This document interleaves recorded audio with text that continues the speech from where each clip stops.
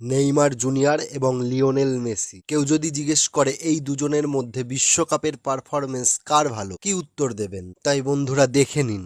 Neymar junior প্রথমবার বিশ্বকাপ খেলেন 2014 সালে ব্রাজিলে। 5 ম্যাচে 4 গোল করেন। 2018 সালে তিনি 5 ম্যাচে 2টি গোল করেন। 2022 সালে নেইমার 3 ম্যাচে 2টি গোল করেন। সব মিলিয়ে তিনি 13টি ম্যাচে 8টি গোল করেছেন। 2014 সালের বিশ্বকাপে তার ইনজুরির কারণে সে আর খেলতে পারেনি এবং তার দল ব্রাজিল কোয়ার্টার ফাইনালে বিশ্বকাপ থেকে বেরিয়ে যায়। লিওনেল মেসি প্রথমবার বিশ্বকাপে খেলেন 2006 সালে জার্মানিতে। প্রথম ম্যাচে তিনি 3 ম্যাচে 1টি গোল করেন এবং 2010 সালে তিনি 5 ম্যাচে কোনো গোল করতে পারেননি। 2014 সালে তিনি 7 ম্যাচে 4টি গোল করেন। পরে 18 সালে 4টি ম্যাচে 1টি গোল এবং 22 সালে মেসি 7 ম্যাচে 7টি গোল করেন। আর্জেন্টিনাকে শিরোপা জেতান। সব মিলিয়ে মেসি মোট 26 ম্যাচে 13টি গোল করেছেন। এবার আপনারাই বলুন বন্ধুরা, কার পারফরমেন্স বেশি ভালো ছিল বিশ্বকাপের নিরিখে?